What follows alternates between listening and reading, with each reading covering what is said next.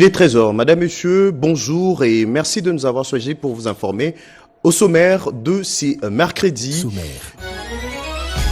Après 8 ans, la RDC a un permis de conduire biométrique hautement sécurisé et répondant aux normes internationales. Vous verrez dans les images le président de la République obtenir ces documents, un document qui permettra de réduire les accidents dus aux erreurs humaines. La première ministre est arrivée ce mercredi à Kolwezi dans le Lualaba. Première visite officielle à Kolwezi.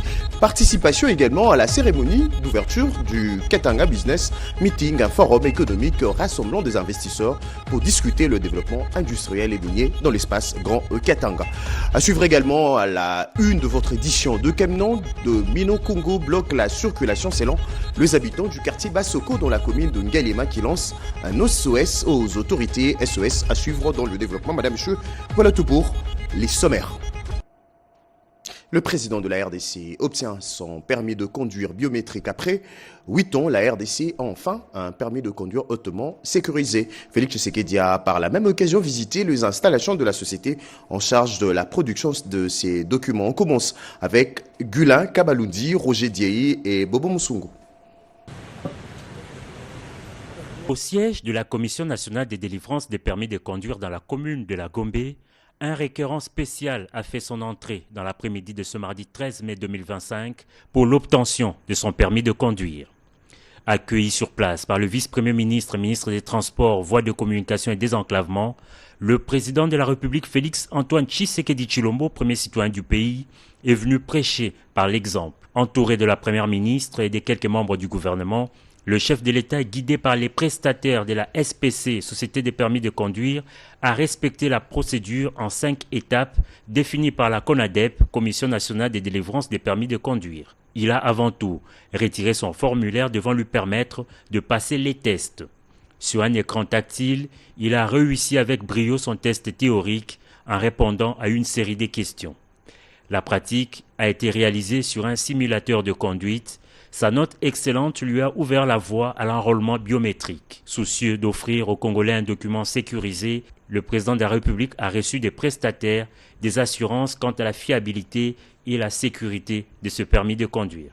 Procédure respectée, le permis de conduire imprimé a été remis solennellement au chef de l'État. Moment important pour le pays qui avait suspendu de plusieurs années la délivrance de cette pièce.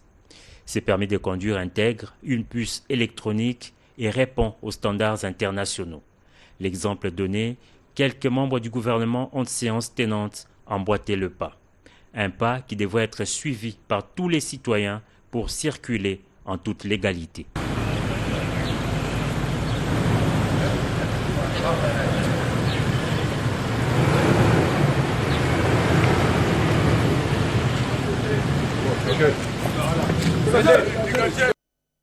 Je le disais à l'entame de cette édition, la première ministre de la RDC entame ce mercredi sa première visite officielle à Kolwezi. Une réunion du Conseil provincial de sécurité également inscrit à l'agenda de la chef du gouvernement. Elle participera à la cérémonie d'ouverture du Katanga Business Mining, un forum économique rassemblant des investisseurs pour discuter le développement industriel et minier dans l'espace Grand Katanga. Chimandondo Pompoumba et Joe Patrick Kokou. Kolwezi en liesse, la première ministre Judith Suminwa Tuluka entre en scène sous les ovations d'un peuple enthousiaste. Sous un ciel éclatant et au milieu d'une foule en effervescence, la chef du gouvernement a foulé pour la première fois le sol du Lualaba ce 14 mai 2025. Une visite chargée d'émotions, de symboles forts et d'un espoir partagé.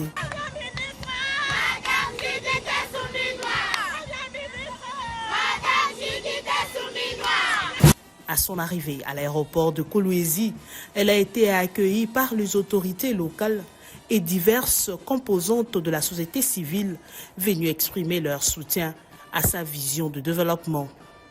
Honorée par un accueil militaire solennel en présence de la gouverneure Fifi Masuka Saini, la chef du gouvernement a communié avec la foule venue en nombre l'acclamer. Ces moments forts symbolisent l'adhésion de l'Alabé aux actions de son gouvernement en parfaite harmonie avec la vision du chef de l'État, Félix-Antoine Tshisekedi Tshilombo.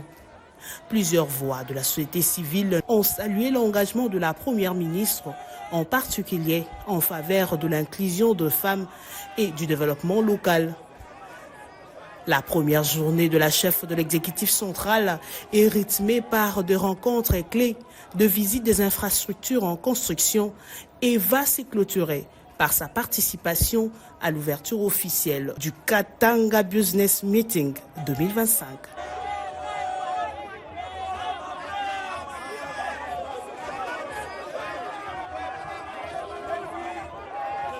Et sinon, Congo Énergie SA, c'est une nouvelle société de production, de transport et de distribution de l'énergie pour combler le déficit énergétique en RDC d'ici 2027. Son lancement a eu lieu à Kinshasa. Sandra Nyangui.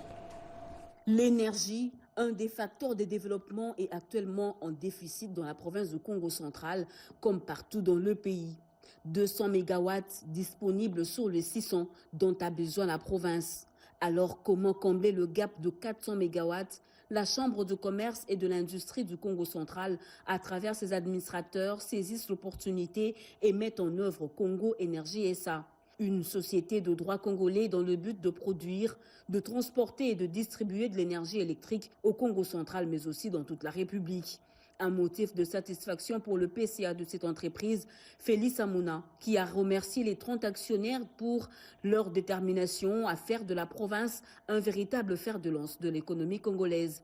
Le directeur général, Jacques Matouanga, a expliqué que 80% de l'énergie produite seront orientées vers les industries et les 20 restants pour usage domestique. L'énergie que nous voulons produire, premièrement, c'est l'hydroélectrique en développant des mini-centrales, soit remettre des mini-centrales qui existaient, soit identifier les opportunités en termes de cours d'eau et voir la possibilité de mettre des centrales. Desservir le milieu rural entier va accompagner Congo Énergie SA, dont son DGA a relevé l'importance de ce partenariat. Représentant la première ministre Judith Souminois, le ministre de l'Industrie, Louis Watum Kabamba, a réaffirmé le soutien du gouvernement à Congo Énergie SA pour sa création de plusieurs emplois. Congo Énergie n'est pas un projet isolé.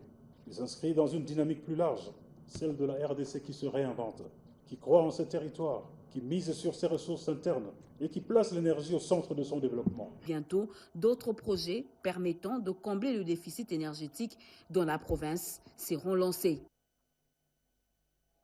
Allez, on change carrément de registre. Le ministre de la Communication et Médias, porte-parole du gouvernement, s'est convenu avec son collègue du budget pour une séance de travail mixte avant la fin de 6 mois pour discuter autour du nouveau barème signé depuis 4 ans et l'actuel statut de la RTNC. Patrick Mouyaya Katemboui avait reçu le comité de gestion, le conseil d'administration et la délégation syndicale de la télévision nationale le lundi dans son cabinet de travail. Retour en image.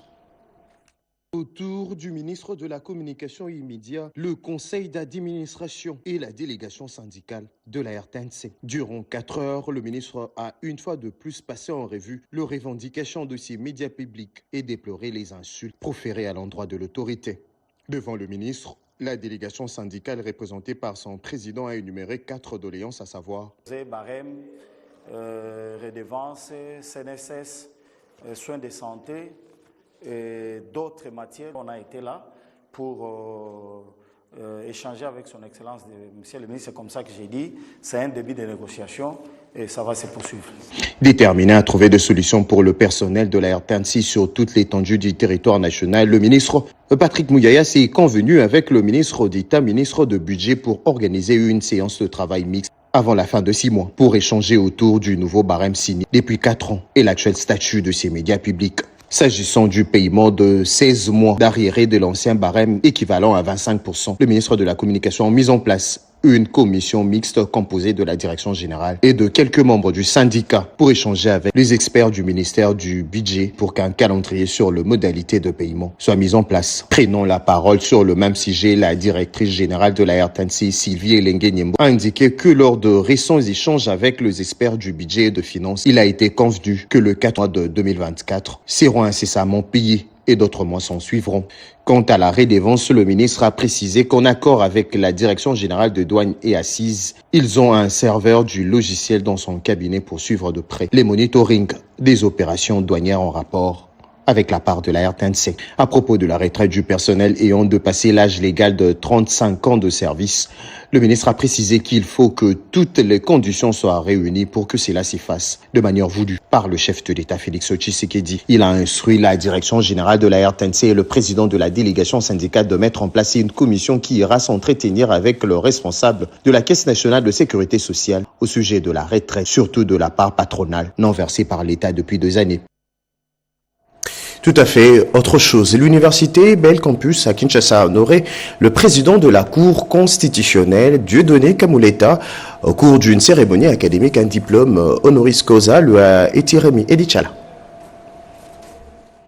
Dans une atmosphère empreinte de solennité et de fierté, l'université technologique Bel Campus a décerné lundi le titre prestigieux de docteur honoris causa à Dieudonné Kamuleta Badibanga, président de la Cour constitutionnelle et du Conseil supérieur de la magistrature de la République démocratique du Congo. La cérémonie s'est déroulée dans l'auditorium principal de l'université, situé sur la 8e rue à Limete, en présence d'un public nombreux, composé d'autorités académiques, politiques, judiciaires, étudiants, ainsi que les partenaires de l'institution. Dans son allocution, le recteur de Bel Campus, le professeur Jacques Sabiti Kiseta, a salué un homme de rigueur, de vision et de loyauté envers la Constitution. Il a souligné que cette distinction récompense un parcours exemplaire au service de la République et de l'État de droit. Dans sa prise de parole, le récipiendaire Dieudonné Kamuleta Badibanga a exprimé sa profonde gratitude à l'Université technologique Bel Campus pour cette marque d'estime. Il a salué le travail du jury, composé de 5 professeurs émérites dirigés par le doyen Luzolo Bambilesa. Il a également rendu hommage à ses collègues juges de la Cour constitutionnelle, aux membres du Conseil supérieur de la magistrature et a adressé une reconnaissance particulière au président de la République, Félix Antoine Tshisekedi, pour sa vision éclairée et sa volonté d'impulser une justice indépendante et au service de la nation. Le moment fort de la cérémonie a été la remise solennelle de la toge, des insignes académiques et du diplôme sous les applaudissements nourris de l'Assemblée. Je le disais à l'ouverture de cette édition, à Kinshasa, rouler aisément est devenu un luxe dans certains coins de la capitale. De camions de Mino-Congo bloquent la circulation selon les habitants du quartier Basoko dans la commune de Ngalema qui lance un SOS aux autorités compétentes. On regarde ensemble. Nul n'est au-dessus de la loi. Assertion incomprise par certains usagers de la route. Le cas le plus illustratif est de cette présence massive des véhicules poids lourds le long des avenues Kondakonda au Grand Bazar au quartier GB dans la commune d'Ngaliema entrave depuis plus d'une semaine la circulation routière dans ces coins de la capitale Kinshasa. L'utilisation d'une des 2 bandes de l'avenue Kondakonda comme parking de ces engins de la société Mino-Congo crée des embouteillages le jour comme la nuit. Un trajet de 15 minutes peut vous coûter plus de 2 heures, d'où les SOS de la population. Lorsque le véhicule et les remorques occupent une bande et d'autres remorques occupent une autre bande à côté, il n'y a qu'un petit conduit qui reste où le petit peuple se débrouille maintenant pour passer avec des véhicules, des voitures et des motos que vous êtes en train de voir ici. Donc la route est devenue pour cette société, n'est-ce pas, son garage. Il y a des problèmes de stationnement avec des camions, c'est de l'entreprise de Mino-Congo qui nous empêche vraiment à aller à temps à l'école.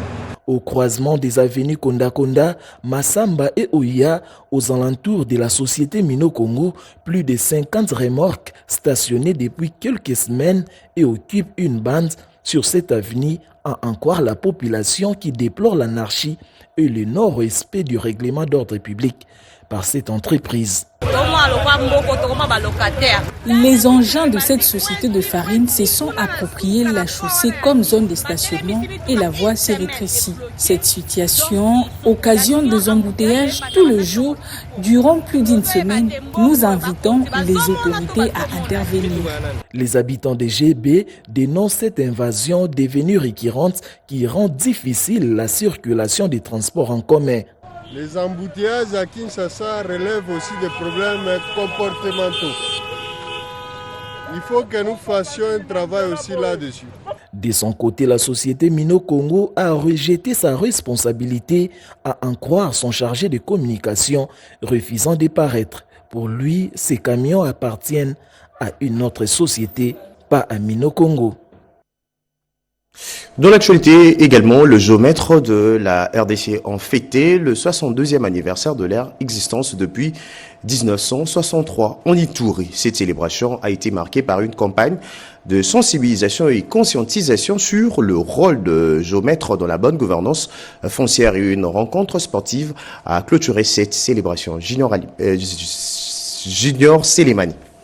Le technicien verrait à la base de la mauvaise gestion de terre en Ituri, source de conflits de limites dans cette province en proie à l'insécurité, s'expose à des sanctions sévères. Mise en garde du conservateur de titres fonciers de la circonscription de Bunia, Faustin Adjoko. C'était à l'occasion de la célébration de la journée nationale de géomètres dédiée le 13 mai de l'année. En cette journée, je ne jetterai pas seulement des fleurs aux géomètres, mais aussi il y en a qui sont des brebis galeuses. Mais nous profitons de cette journée pour dire que ceux qui ne marchent pas dans le droit chemin, nous sommes appelés à les redresser. En fait que tous nous soyons unis pour accompagner l'autorité provinciale à réaliser sa mission du développement de l'Ituri. Même message d'interpellation du directeur chef de service venu de Kinshasa, représentant la ministre d'État des Affaires foncières. Et on profite de cette occasion pour lancer un message interpellateur de ce technicien qui est un pilier principal dans la gestion foncière, qu'il abandonne les mauvaises habitudes, qu'il abandonne les antivaleurs et qu'il adopte toutes les qualités que doit revêtir un géomètre. Pour sa part, le conseiller du gouverneur en charge des ITPR a appelé le géomètre au respect de l'éthique et de la déontologie cadastrale. Il demande aux géomètres de respecter la déontologie cadastrale parce que les problèmes que nous traversons aujourd'hui en Ituri, c'est lié au foncier. Pour immortaliser cette célébration et sceller un lien d'amitié et de consolidation de la paix entre les agents, il s'est joué un match de football au terrain de Kindia entre la circonscription foncière de Bunia et celle de Djougou. Score final 3-2 en faveur de la circonscription foncière de Djougou. À Djougou, la restauration de l'autorité de l'État a permis l'installation de plus ou moins 14 chefs coutumiers par l'administration publique. À la réinstallation de ce chef coutumier s'ajoute le retour de la population dans ce milieu respectif, la reprise des activités socio-économiques, scolaires et la libre circulation de personnes et leurs biens en territoire de Djougou. C'est l'image voulue par le président de la République, Félix Antoine Tshisekedi Tshilombo, en restaurant le tête des sièges. En territoire de Djougou, jadis épicentre des hostilités, 14 chefs coutumiers ont été installés et réinstallés grâce au climat de paix qui règne dans cette période l'état des sièges. Quand nous sommes arrivés, ils ont commencé à nous contacter pour que nous puissions arriver à trouver solution dans leur dossier. Vous allez trouver les groupements Gili, les groupements Loga, et puis dans le secteur de Walendu-Piti, vous allez trouver les groupements Zabou. Il y a eu encore d'autres groupements vers le secteur de Walendu-Djati.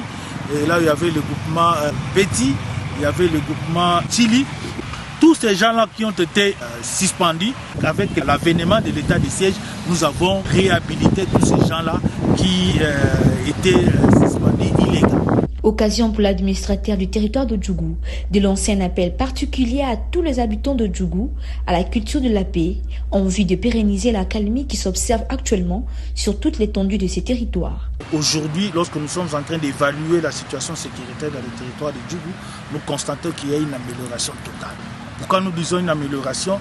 À chaque fois, il y avait des tueries. Quelque chose à dire, c'est de dire à la population, dès que toujours la population de Djougou surtout, d'être toujours confiant avec ce que nous sommes en train de faire. Les difficultés-là sont transformées en défis pour nous. Et c'est ce que nous sommes en train de travailler sur ça et nous rassurons cette population. Il faut le dire, l'autorité de l'État est déjà restaurée à plus de 80% dans la province de l'Ituri à travers l'installation de chefs de secteur et de chefferie. Ceci est le résultat de la confiance restaurée et le travail d'ensemble entre la population de l'Ituri et son gouverneur militaire et commandant des opérations, le lieutenant général Loué Anka Chamadjouni.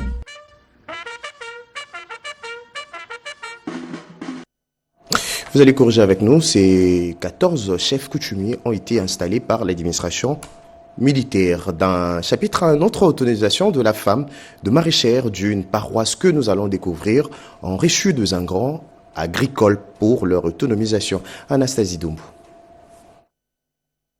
Un lot important des intrants agricoles tels que râteaux, bêches et engrais chimiques, dont de la députée provinciale Norbertine Matanda, offert en signe de respect et de reconnaissance aux femmes veuves maraîchères d'Mbanzalemba et celles de la paroisse Sainte-Bernadette pour avoir bénéficié de leur soutien de représentation à l'Assemblée provinciale de Kinshasa. C'est une façon de les encourager à l'autoprise en charge. Deuxième étape de sa tournée de générosité, la cité de l'église de réconciliation où un autre lot composé de pannes a été distribué aux femmes démunies dans une ambiance de solidarité et d'émotion pour les bénéficiaires. L'accueil chaleureux, la prière et des chants ont témoigné de leur profonde gratitude à l'endroit de l'honorable pour sa stratégie de proximité. La descente au marché Super Lemba était la boucle de cette ronde. Ici, elle a encouragé les femmes vendeuses à garder toujours espoir et l'amour réciproque des uns avec les autres.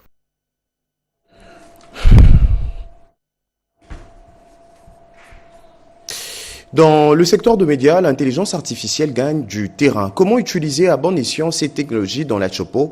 Deux journalistes de la station provinciale de la RTNC ont été outillés dans le cadre de la célébration de la Journée internationale de la liberté de la presse célébrée le 3 mai dernier. La Journée internationale de la liberté de presse, la RTNC Chopo a organisé cette séance d'échange sur l'impact de l'intelligence artificielle dans le journalisme. Des journalistes, producteurs et autres animateurs désirés de comprendre les enjeux et défis liés à cette technologie émergente ont pris une part active à cette séance. Le directeur provincial de la RTNC Chopo, M. Awazimugeni Yabili, lui aussi présent, a salué l'engagement des professionnels de médias dans un monde à constante évolution. L'intelligence artificielle, cette technologie qui fait désormais partie de notre réalité, dans cette optique que la RTNC Chopo, fidèle à sa mission de service public et d'information de qualité, a pris l'initiative d'organiser cette rencontre.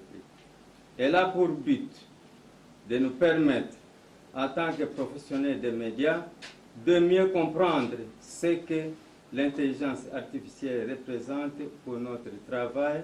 Le débat a été animé par le chef de service des infos radio, François Okondamomba Olongo, avec l'intervention du facilitateur Dieudonné Libota, venu de l'ACP, Agence congolaise de presse.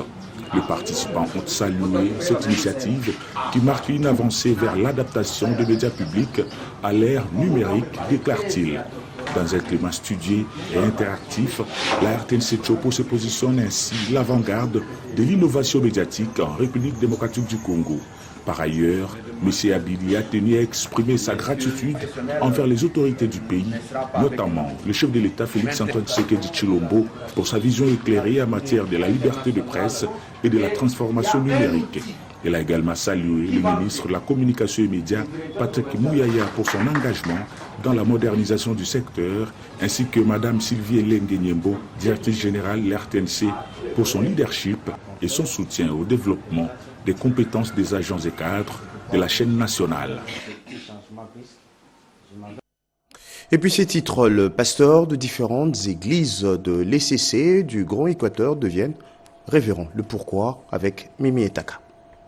Cette cérémonie de haute portée qui a réuni les fidèles de la 37e ECC KDC du district urbain de Mbandaka a connu la participation du couple gouvernoral Boloko Bolumbu et plusieurs autorités de la province, ainsi que différents pasteurs de la KDC du niveau provincial, national et ceux venus de l'intérieur de la province. Dans son homélie tirée du livre de Luc chapitre 11, versets 1 à 13, l'officiant du jour, le révérend pasteur Ilunga Numbi John, représentant national de la KDC, a exhorté les 26 pasteurs issus de différentes églises de l'ECC KDC, nouvellement élevés au rang de révérends, de toujours se souvenir de leur mission en tant que ministre de Dieu.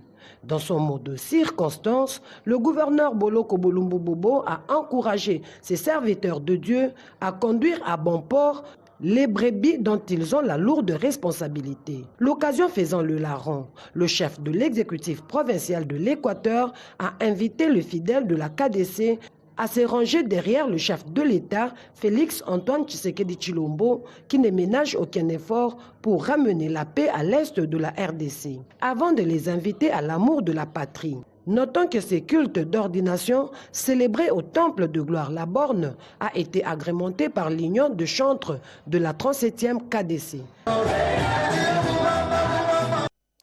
En sport, 5 rencontres programmées, c'est mercredi 14 mai 2025 dans le cadre du championnat de la Lina Foot Illico Cash League dans sa phase de play-off. Le club reçoit la Simba au stade de Martyr.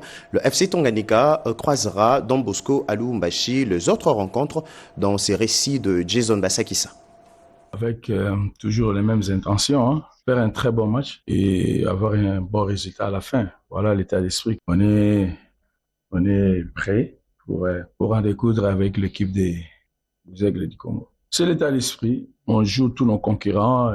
C'est l'état d'esprit. Vouloir à chaque fois gagner le match et de ne pas être rassasié à ce que vous avez fait par le passé, à savoir les matchs. Il y a une autre rencontre, c'est très important. Il faut essayer de l'aborder dans la plus belle des manières en termes du match, prendre les bons bouts, être présent, gagner tous nos duels. Ça va déterminer. C'est l'état d'esprit, c'est le mental qui va faire, je pense, la différence. Hormis toutes les qualités qu'on a, nous et nos adversaires. Le titre, moi, je vous ai dit, les autres jouent pour les titres. Nous, on joue pour une place qualificative. Je l'ai dit, je le répète encore. Mais maintenant, jouer un match qui peut nous donner une place qualificative, il n'y a pas de fatigue. Il faut, les joueurs le savent, il faut vraiment se défoncer sur le terrain, être courageux, déterminé à faire un bon résultat. On va rencontrer Mani Magnon, une équipe qu'on a déjà rencontrée à 2 reprises cette saison. Très bonne équipe, leader comme vous le dites. Nous, on a perdu la semaine passée, donc ils ont pris cette première place, mais tout en ayant un match en plus que nous. Voilà, on a que de pouvoir essayer de gagner pour pouvoir avoir ce match en retard en notre faveur. On sait que ça va être un match compliqué, on sait que ça va être un match engagé, comme celui qu'on a joué, les deux qu'on a joué à la phase classique. On est prêt pour le match, comme eux, ils sont prêts pour le match. Les équipes qui ont estimé pouvoir se renforcer, c'est peut-être des équipes qui ont estimé qu'il fallait des renforts pour pouvoir atteindre un certain objectif. À ce que je sache, à l'heure actuelle, les deux équipes qui se sont pas renforcées, c'est Maniema Union et les Aigles du Congo. Les deux sont en tête du championnat. Maintenant, si vous nous dites que nous, on a tort, je vous dirais qu'il y a certains qui sont renforcés, qui ne sont pas en tête du championnat. C'est vrai qu'on a peut-être besoin de se renforcer, mais je vous avais dit aussi, quel est ce joueur qui va arriver maintenant, qui va rentrer dans la philosophie de l'équipe, en sachant qu'on joue tous les 2 jours. Avis aux membres du Conseil économique et social, il est demandé à tous les membres du Conseil économique et social investis par ordonnance présidentielle numéro 25/188 du 28 mars 2025 de s'y présenter au cabinet du président de la République au Palais de la Nation de la commune de la Gombe le vendredi 16 mai 2025 à partir de 10h, heure locale, en vue de la notification de la dite ordonnance. Les intéressés sont priés de se munir d'une pièce d'identité valide. Les dispositions relatives à leur accès au Palais de la Nation seront assurées par le service du protocole fait à Kinshasa le 14 mai 2025, la direction du cabinet. La sélection de journaux parus ce mercredi avec Jean-Pierre Ndolo Odemazo.